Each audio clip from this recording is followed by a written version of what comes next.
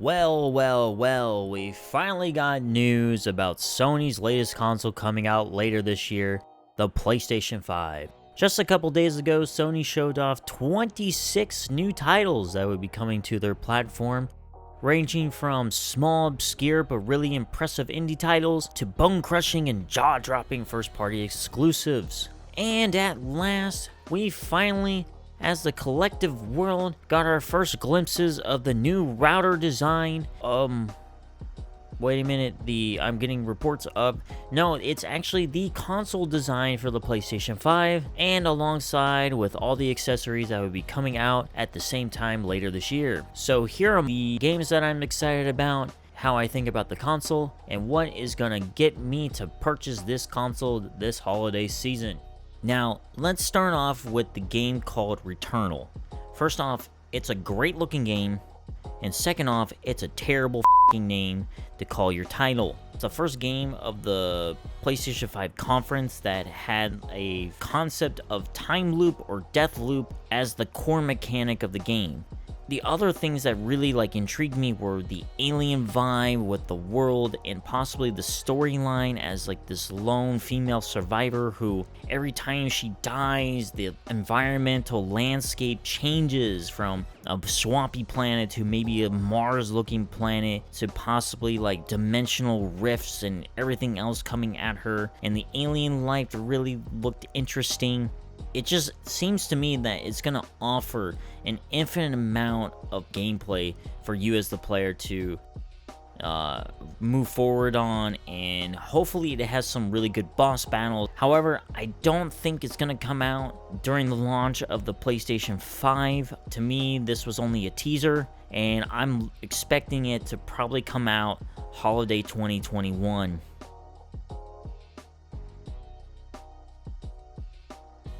Next up is Godfall, a hack-and-slash third-person Destiny-style looter developed by Counterplay Games and published by Gearbox. From researching about Godfall, I have found out that there will be multiple realms for your warrior to explore and to obtain loot. I will say this, any game at its foundation that is all about killing enemies, obtaining badass amounts of loot to murder even more insane and brutal foes is perfect for me. However, by my standards, Godfall has to reach some extremely high expectations. I don't want the game to be only going through arena-style rooms just to get to the final boss of that particular place. There has to be an engaging story, good solid leveling mechanics, and a strong endgame grind for me to continue playing. The looter-based genre doesn't need any more flops like Anthem to spoil it. The last point about Godfall is that it's also coming to PC, and I hope that the developers have made it a priority to have cross-platform play. I just hope that this game doesn't let me down.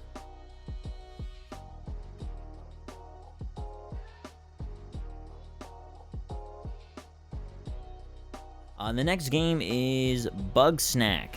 This is from the creators of Octodad. It was a very drug-inducing trailer, a walking strawberry and a talking walrus, and possibly the greatest thing that I've ever seen, which was walking rib centipedes. I mean, literally food is walking around, and it seems like, that game Spore back in the day where, you eat food, you evolve, your body makeshift into other things, and eventually you become, you start off as one creature and then you end up as another. And I thought that was really cool. And then honestly, the KKB Kiro Benito, the theme song was just really good, and I might just buy the soundtrack for this game if they do a lot of music for it. Bugsnaxx, weird trailer, and honestly, I hope the gameplay is good.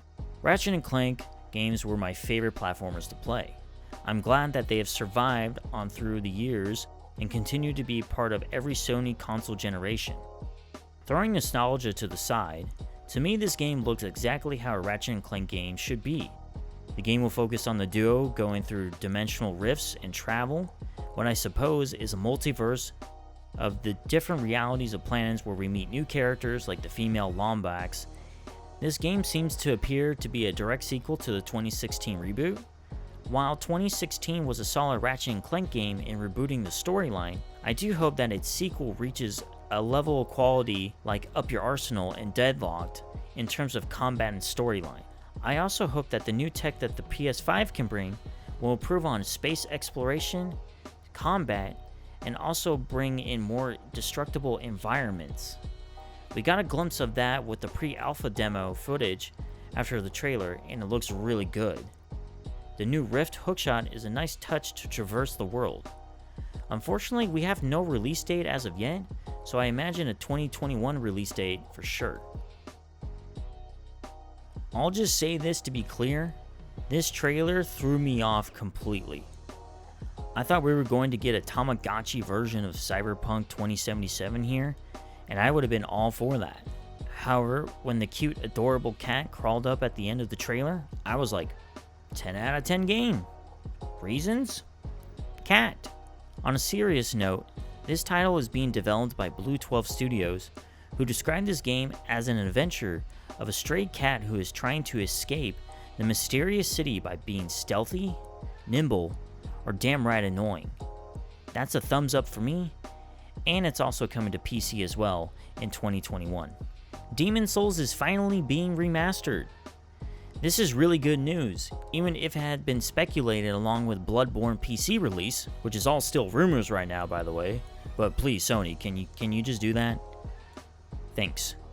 Anyways, it looks like this remaster is being developed by Bluepoint Games, who have done an awesome job with bringing other games up to date like Shadow of the Colossus and the Uncharted collection. The remake of Demon's Souls on PS5 will presumably play much like the original game, with melee, ranged, and magical combat all available. It's possible that Bluepoint Games is rebalancing different aspects or perhaps expanding locations with new enemies and bosses. The mysterious land of the giants, for example, is not accessible in the original game, but that might not be the case here. This is quoted from AndroidCentral.com. They also state that there will be two different modes for the game, performance and graphical. One that focuses on frame rate, and the latter pushing the beauty of the graphics, which is good to hear. At the end of the day, this is the only Soulsborne game that I've never played, so I cannot wait to die many more times in Demon's Souls.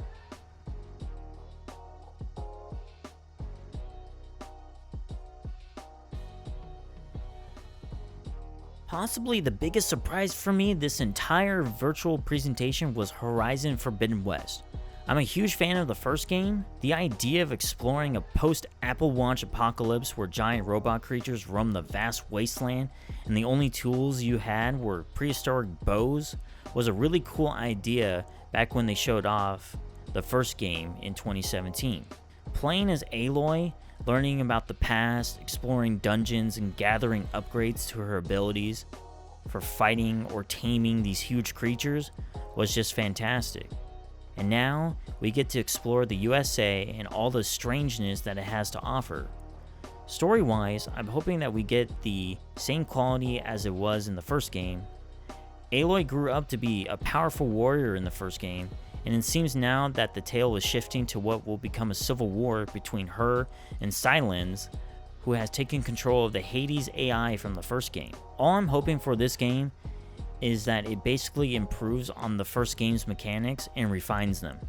I have 100% faith in Guerrilla Games to do this, and I can't wait to play the sequel whenever it comes out.